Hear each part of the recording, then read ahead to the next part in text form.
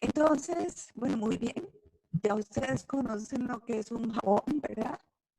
Profe, se le está escuchando un poco mal, como cortado. El jabón se caracteriza por tener una parte lipofílica, ¿verdad? Esta parte de la cola, y otra parte que es hidrofílica, ¿verdad? Y que por lo tanto forma las famosas micelas dependiendo del medio en que esté.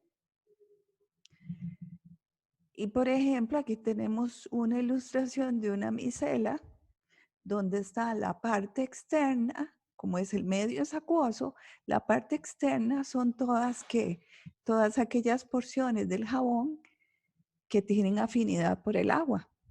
Entonces, a lo interno está lo hipofílico en conjunto y a lo externo toda esa capa que es afín, en este caso, a la parte polar que sería el agua.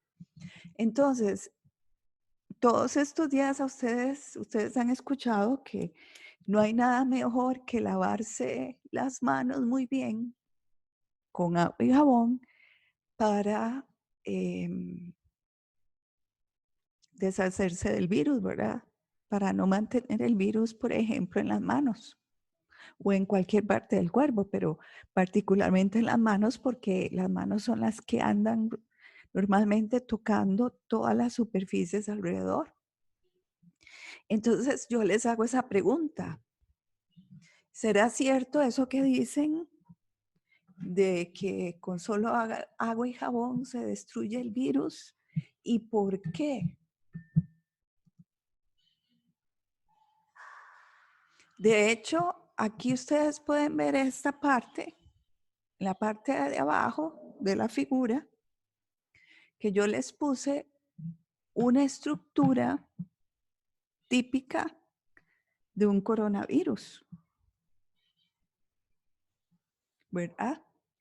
Ustedes ven, digamos, varias partes y ven una membrana que hay proteínas, que ese tipo de compuestos los veremos después, pero ya ustedes saben que las proteínas están compuestas de aminoácidos y su nombre, aminoácido, dice muy bien qué tipo de compuestos son. Son compuestos que tienen una función ácido y una función amina.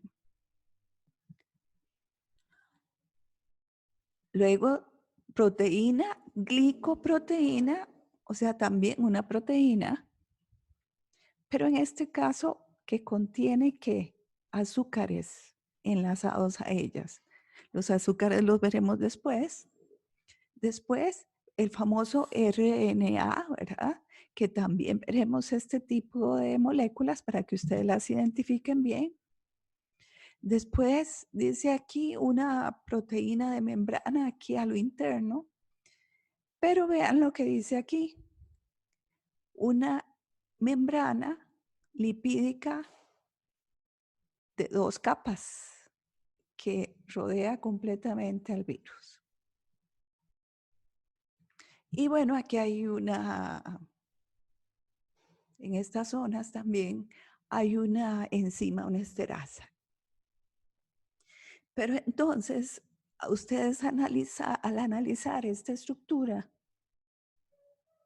de un típico virus como el coronavirus, y ver el jabón, ¿qué se imaginan?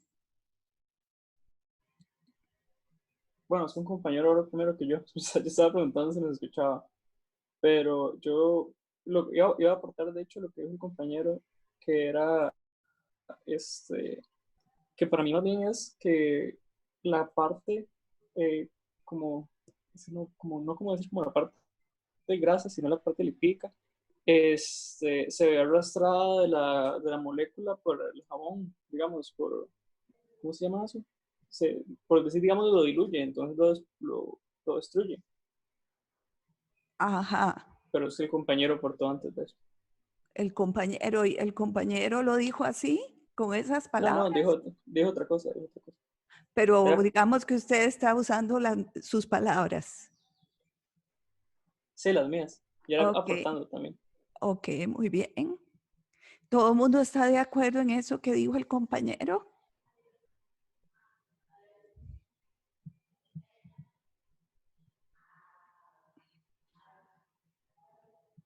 De hecho, hay un pequeño video, está en inglés, se los voy a pasar, y es que me gustó la forma en que lo demuestran. Y es que esto es algo importante, dado que nosotros la vez pasada comentábamos esto del jabón, ¿verdad? Que ya sabemos que ayuda para la limpieza y todo. Bueno, aprovechar el tema para ver esto de, bueno, cómo es eso de que efectivamente nos sirve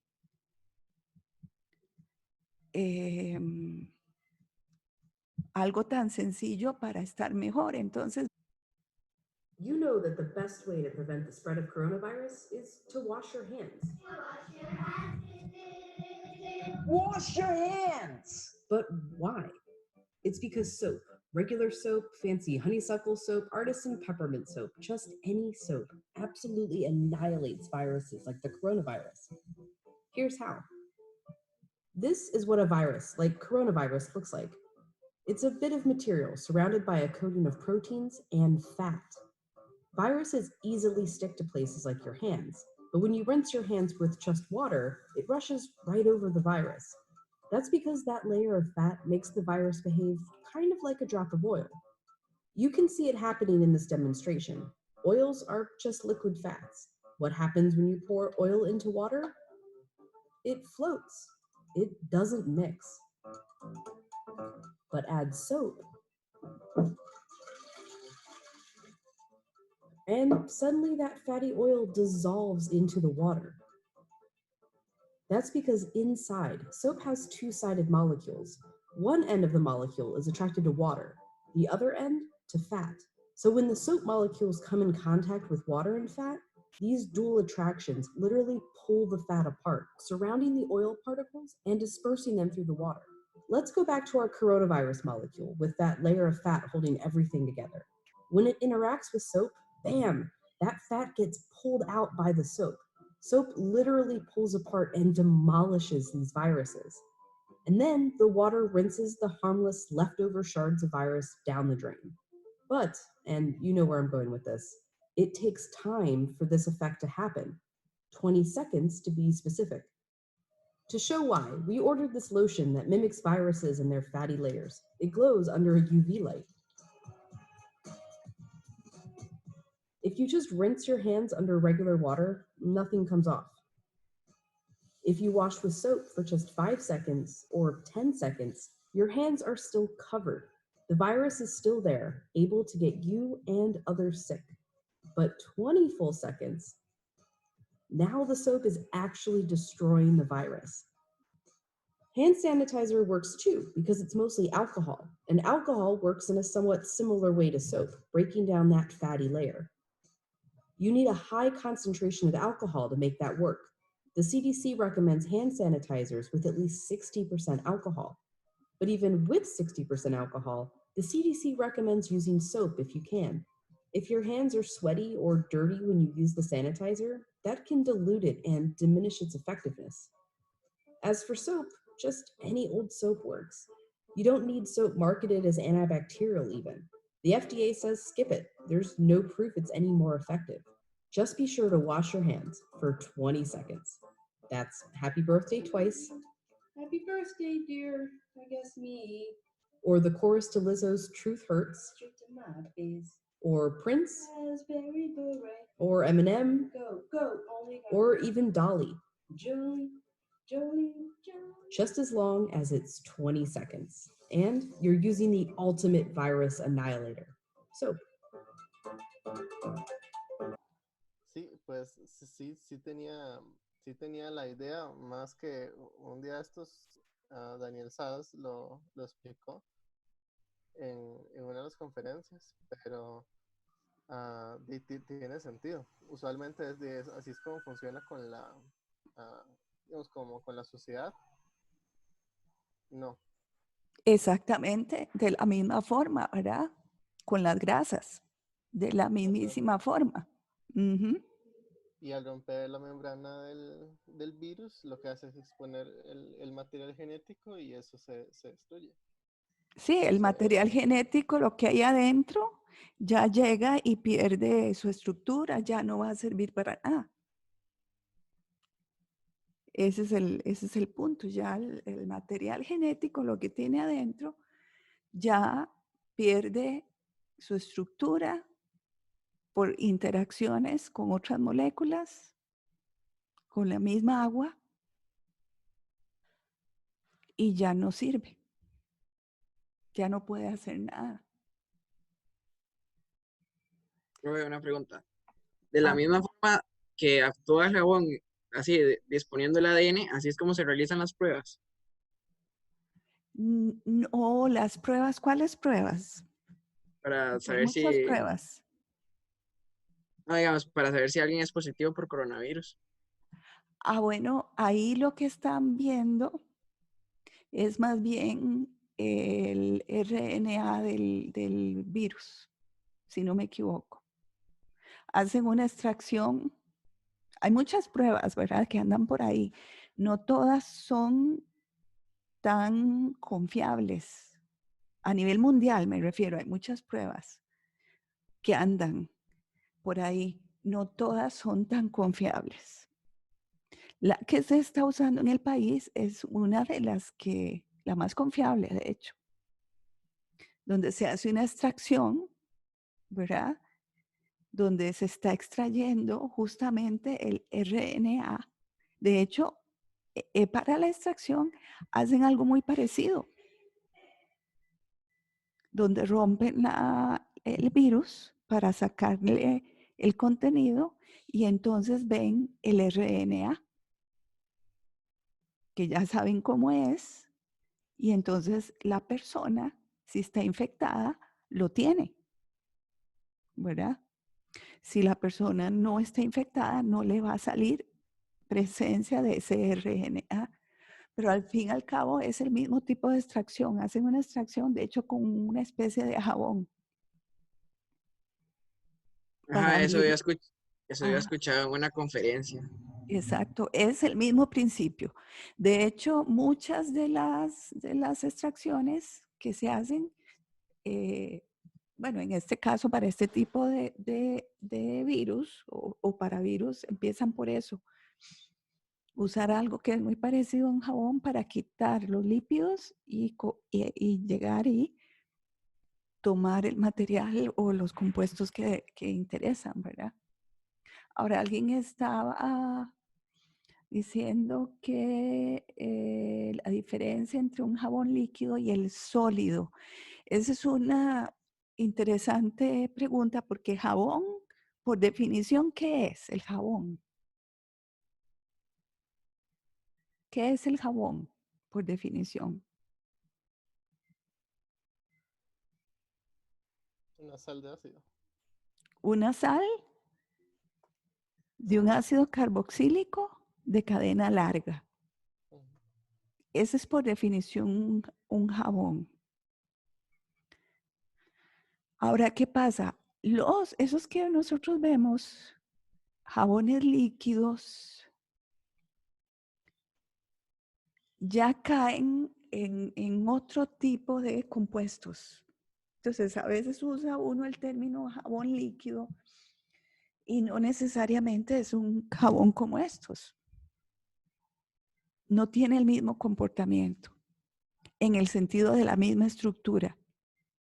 Normalmente, cuando nosotros vemos algo líquido, ya es otro tipo es un detergente, puede ser caer dentro de un detergente, donde no necesariamente son funciones de ácido carboxílico las que se tienen, sino son otras, pero que cumplen la misma función, donde tienen esa cabeza hidrofílica, ¿verdad? Y el resto del cuerpo es lipofílico, o sea, atrae todas aquellas moléculas no polares. Pero su estructura es tal que es que un líquido a temperatura ambiente. para poder tener uno de estos jabones líquidos, necesito algo de una fórmula molecular o una cadena carbonada muy larga para poderlo tener líquido a temperatura ambiente. Y después, el problema con los jabones es que forman sales insolubles. ¿Con qué? Con calcio, ¿verdad? Fácilmente. Entonces, por eso en un momento se dejó de usar mucho jabón y surgieron los detergentes, ¿verdad? Al final, estructuralmente son distintos, pero tienen la misma función. El asunto es eso, una parte lipofílica y otra hidrofílica, para hacer este juego de formar esas micelas, de disolver lo que se ocupe. Al final es eso. Ahora, pregunto, ¿ustedes sabían el alcohol? ¿Por qué funcionaba el alcohol? ¿Ustedes lo sabían? ¿Por qué el alcohol funcionaba?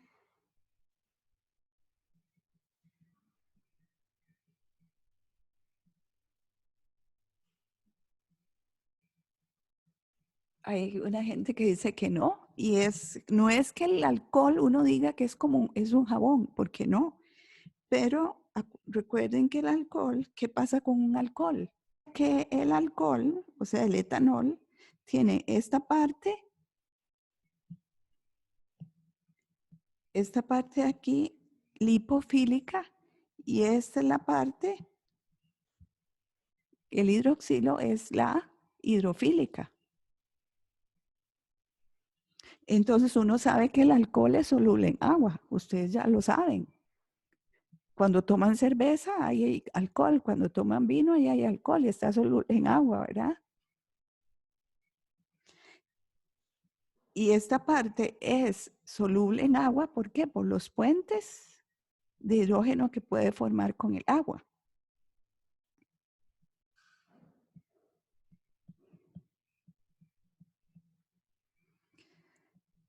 Pero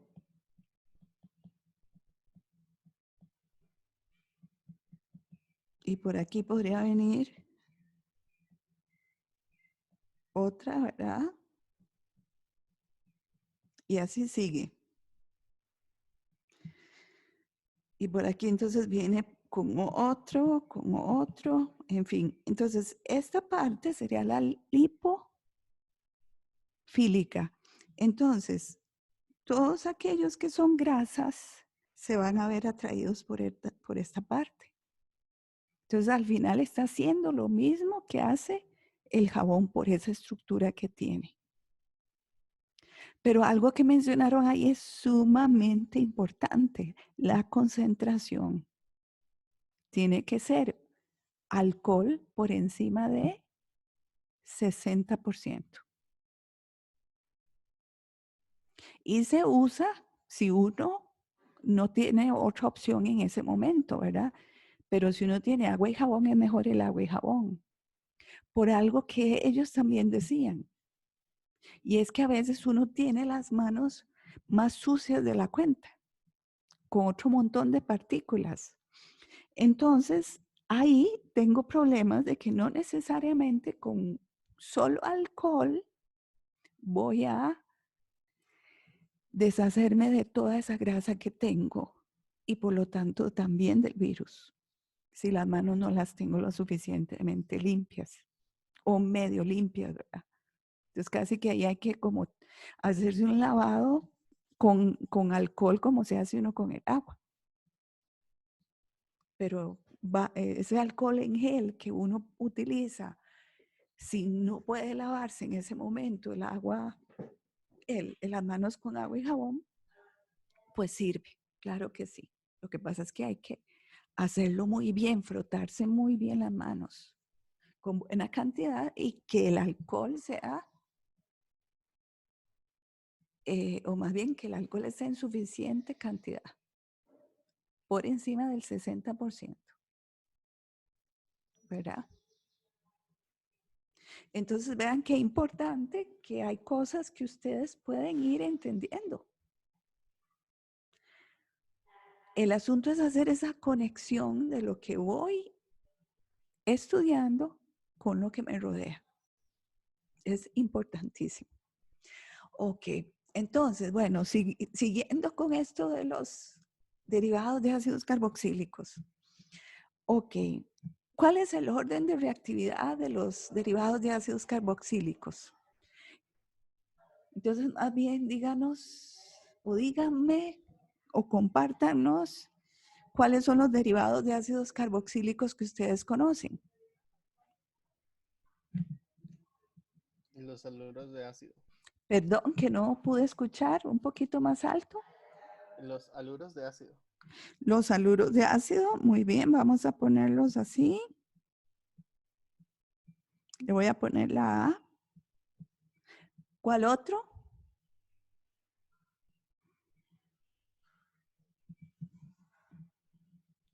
El anhídrido. El anhídrido, ¿verdad? Fue lo que escuché. Sí. Ok. Ujú. Donde los R's pueden ser iguales o diferentes, ¿verdad? Vamos a ponerle a este B. ¿Cuál otro? Los ésteres, Los ésteres, muy bien.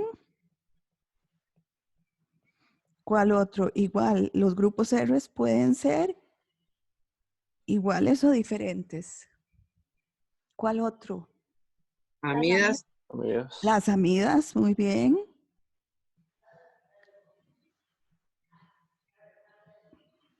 Vamos a ponerle D. Podemos poner los ácidos carboxílicos para que cuenten.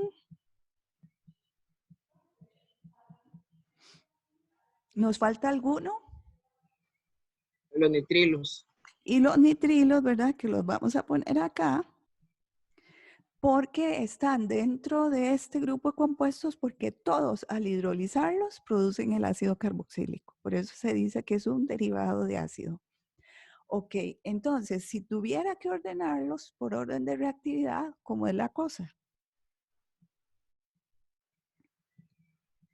¿Quién es el más reactivo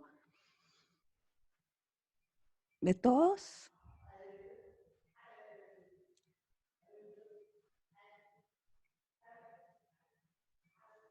¿O el menos reactivo? Hay dos extremos que ya yo sé, ¿verdad? El cloruro de acilo es el más reactivo. Ajá, el más reactivo. ¿Y el menos reactivo? La amida. La amida, y ahí nos acordamos muy bien, ¿por qué? Por toda la historia de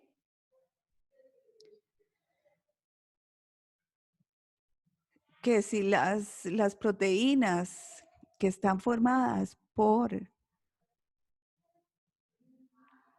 enlaces amida, si esos enlaces amidas, si las amidas fueran reactivas, ¿qué pasaría? Nosotros ya nos hubiéramos disuelto con el primer aguacero, ¿verdad? Y no es así. Entonces son las menos reactivas. ¿Quién sigue en reactividad?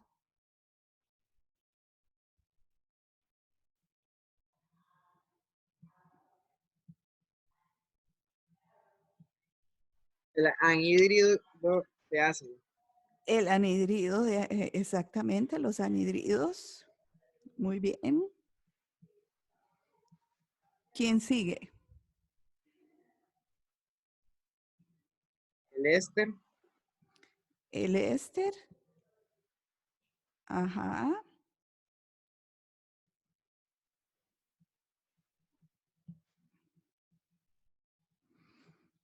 ¿Y qué pasa? ¿Los ésteres son más reactivos que los alcoholes o qué?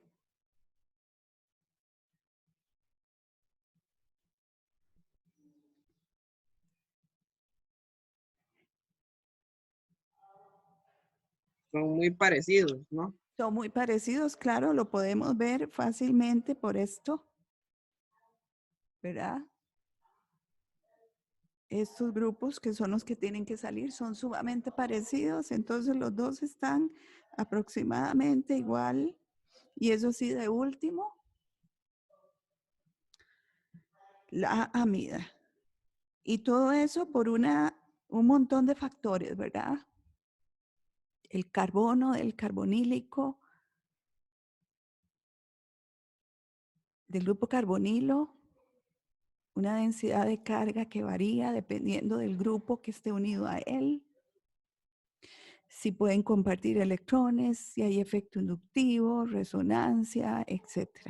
El grupo saliente, qué tan buen grupo saliente es, todo eso cuenta, ¿verdad?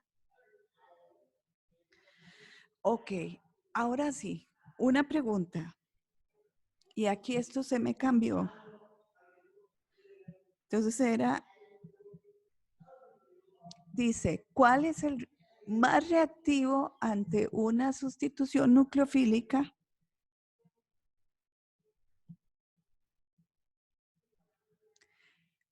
¿El etanoato de bencilo o el etanoato de metilo?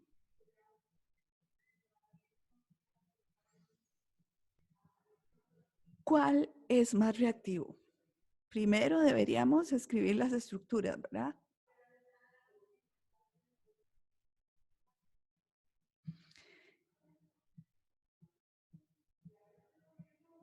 Esa sería la parte que se llamaría etanoato.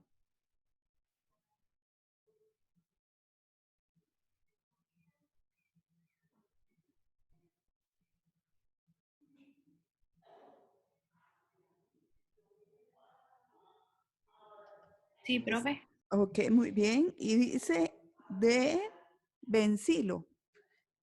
¿Qué sigue ahí? ¿Qué debo escribir después de ese oxígeno?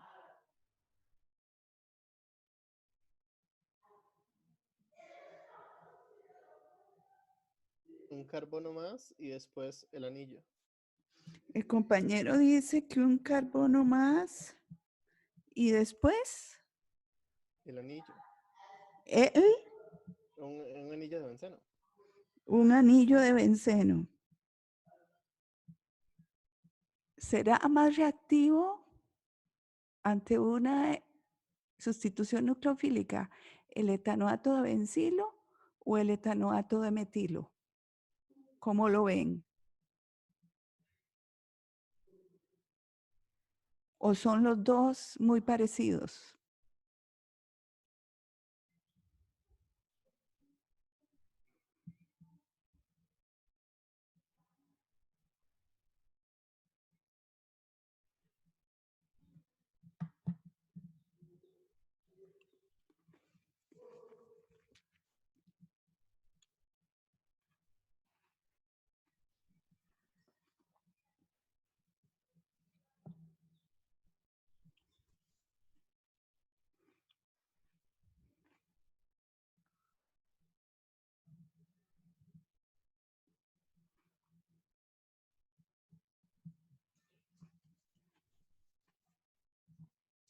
¿Cómo lo analizan ustedes?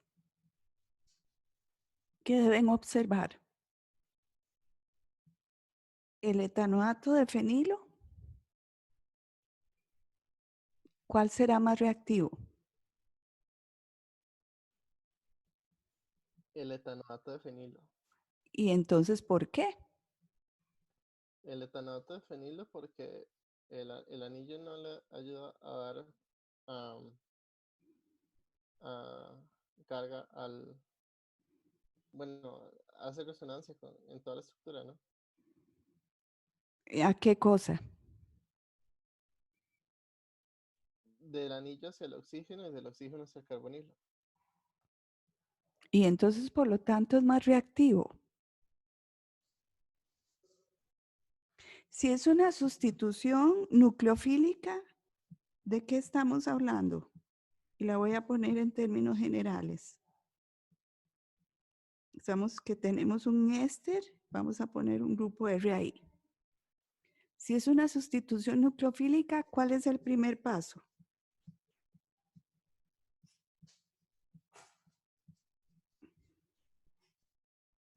¿Un qué?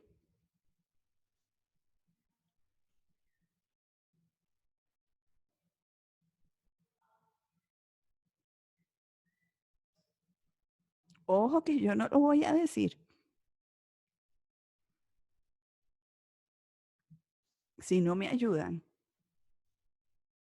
El nucleófilo debería atacar al carbono del carbonilo. Exactamente.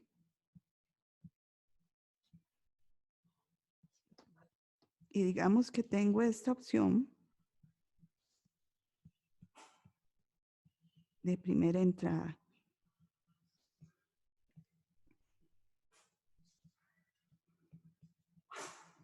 Entonces, para que fuera una sustitución, ¿qué debe ocurrir?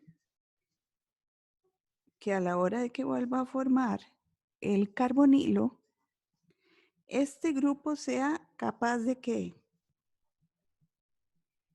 De salir. Y por lo tanto, que sea una buena base o sea que una buena base o una mala base o qué. Buen grupo saliente. Un buen grupo saliente, exactamente. ¿Y de qué va a depender que sea un buen grupo saliente? Voy a escribirlo aquí. ¿De qué va a depender que sea un buen grupo saliente? Comparta electrones. Muy bien, tiene que ver con los electrones. ¿Cómo estabiliza esta carga que se forma? Entonces, bajo eso, si yo me imagino que esto sale, ¿qué pasa aquí? ¿Qué estoy formando a la hora de que sale ese grupo? Estaría formando el fenol, que ya ustedes saben que puede perfectamente por resonancia estabilizar esa carga. En cambio, en los otros casos, ¿qué pasa aquí? Metóxido y en el otro caso,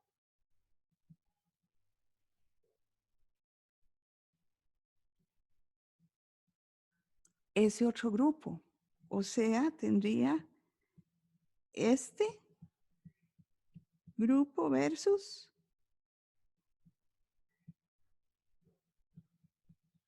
este grupo. En ninguno de esos dos casos tengo cómo estabilizar, ¿verdad? La carga solo sobre el oxígeno. Entonces, estos dos son prácticamente que muy parecidos desde el punto de vista de la reactividad, sumamente parecidos. ¿Por culpa de qué? De que aquí tengo este carbono sp3. En cambio, en este otro caso puedo tener resonancia, entonces, claro, va a ser más reactivo. Este éster, ¿por qué? Porque cuando ese grupo sale, este que está aquí, esto que mostramos aquí, ese grupo saliente es muy bueno porque estabiliza la carga que se está formando muy bien. Entonces vean que son cosas que ustedes saben. Hay que, como dicen, atar cabos. Pero son cosas que ustedes saben. Muy bien. Vean esta adivinanza de aquí.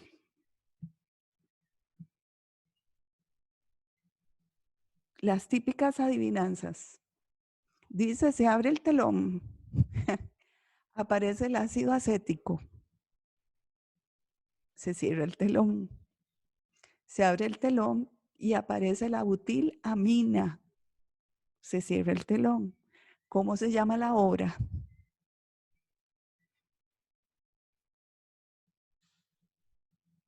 ¿Quién me dice cómo se llama la obra?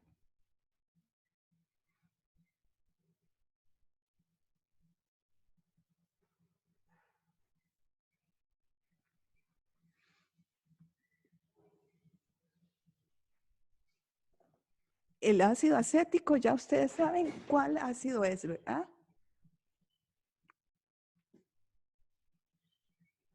¿Cómo se le llama también al ácido acético?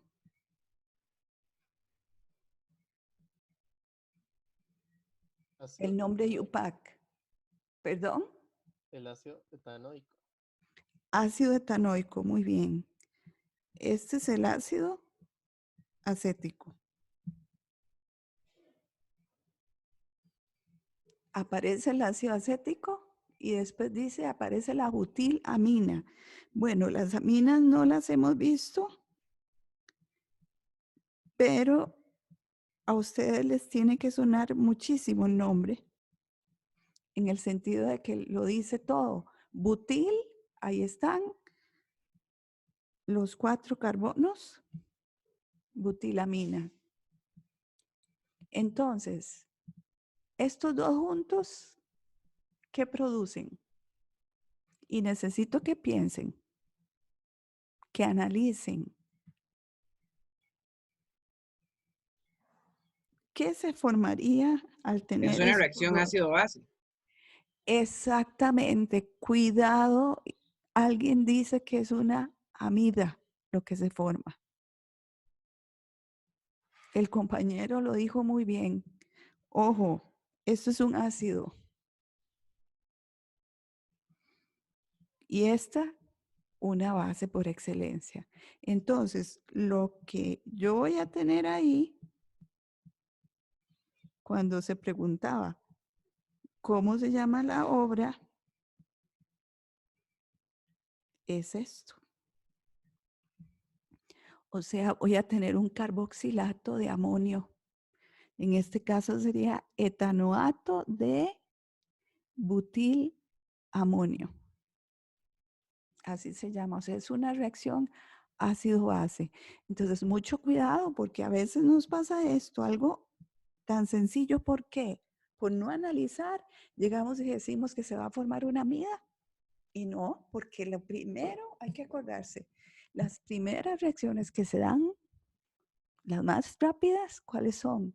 Las reacciones ácido-base. Y aquí tenemos un ácido y al frente tenemos una base. Sucede igual que cuando tenemos un ácido de Lewis y una base de Lewis. La primera reacción va a ser ácido-base. No vamos a tener otra cosa. Entonces, eso es importantísimo a considerar y vean que son cosas que ustedes saben. Ahora, muy bien, veamos este cuadro que está aquí. ¿Qué estamos teniendo? Ácidos dicarboxílicos. Y en la naturaleza hay hasta 3 ácidos carboxílicos o más, ¿verdad?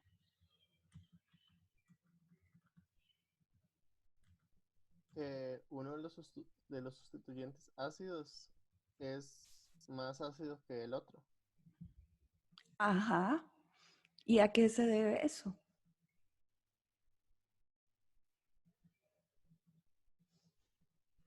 Profe, yo veo que entre más cerca están los grupos de ácido carboxílico, más ácido es o tiene un valor de pK menor. Uno de ellos, ¿verdad? Muy bien. Las dos cosas que han dicho están muy bien. ¿Qué otra observación? Vean que va muy bien. Alguien en el chat puso, al aumentar la cadena R que está en medio, o sea, entre las dos funciones ácidas, disminuye la acidez.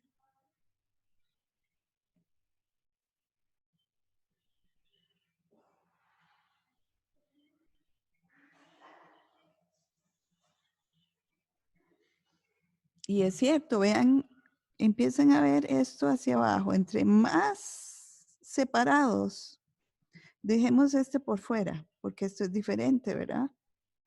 Pero entre más separadas están las dos funciones ácidas, la primera pKa va aumentando, o sea, se vuelve menos ácido. Y además, por lo tanto, también que las dos pKas se van pareciendo mucho, ¿verdad? Vean aquí, 441, 528. Y aquí, 121, 427. Este no lo tomo en cuenta porque ese es el colmo. Esos dos, en este caso que señalé, el asunto es que el mismo grupo carbonilo le sirve a los dos, ¿verdad? Entonces ese lo dejamos por fuera en la tendencia. Pero aquí, vean, 1.27, 4.27 y aquí 4.41, 5.28. Entre más separadas están esas funciones ácidas, se van pareciendo más esas pKas. Y claro, ¿por qué es eso? Porque la influencia de uno de los grupos funcionales de la función ácida va a ser menor conforme esté más lejano, ¿verdad? Ya aquí, si se pierde el primer protón, quede fijo. Si esto lo tengo en medio acuoso, normalmente el agua, ¿cuál es el pH? Anda entre 6 y 7. Entonces, si yo tengo el ácido oxálico en agua que está a un pH entre 6 y 7, definitivamente, espontáneamente, ¿qué va a pasar? Se va a perder el primer protón, se perderá el segundo. A pH entre 6 y 7. Con el segundo le cuesta un poco más. Profe, creo que sí, porque la pK es menor al pH. Exactamente, vean que todas estas pKas, 427, 570, 564, 527, 528, incluso esta también, 541, todos son menores al pH que tengo en el agua. Dije, el agua está a un pH 6, 7. Entonces, efectivamente, todos esos van a estar desprotonados completamente. ¿Verdad? Porque la pK es menor a ese pH en donde estoy trabajando y donde los tengo. Entonces van a estar completamente protonados. Vean que esa desprotonación va a depender de en qué medio están. ¿Verdad? Si están en agua, el pH del agua normalmente anda entre 6 y 7. El agua que nosotros tomamos anda en ese ámbito. Entonces van a estar completamente desprotonados. Pero primero es este y después este. Primero este, después este. Todos se van a ir desprotonando. Y el efecto de una función sobre el otro va a ser menor conforme se aumenta la distancia entre ellos. Entonces, claro, ¿qué pasa? En el oxálico, si estamos en agua, que era lo que decíamos, esto muy pequeñito, vamos a tener una primera desprotonación. Y como es en agua, ya sabemos que esto está estabilizado por resonancia, ¿verdad? Pero como es en agua, como hay más agua, ¿qué va a pasar? Se me va a desprotonar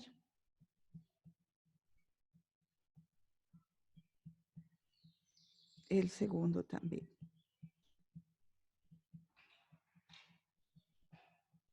¿Verdad? Pero es importante recordar esos efectos. Que esta pKa segunda le va a costar más porque ya existe una carga negativa en la molécula y que está demasiado cerca a la que ya tengo. ¿Verdad? Entonces ya se hace más difícil esa segunda desprotonación. Sin embargo, igualmente es muy ácido porque el ácido acético, ¿cuál es la pKa del ácido acético? Aproximadamente.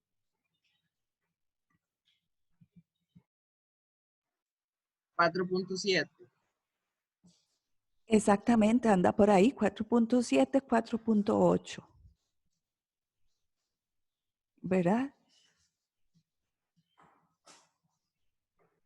Entonces eso nos da a nosotros una idea, ok, todos conocemos el vinagre, hasta a algunos les gusta usarlo en la ensalada. Entonces, con ese valor, ustedes se dan una idea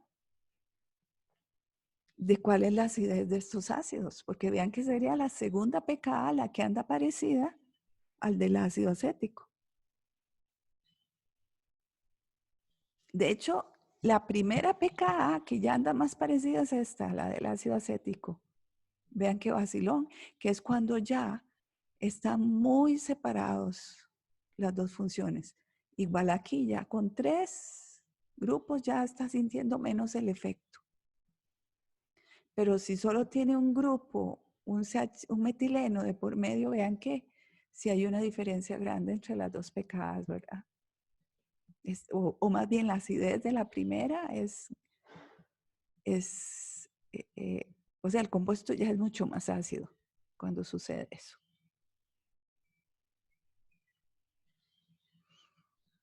Ok.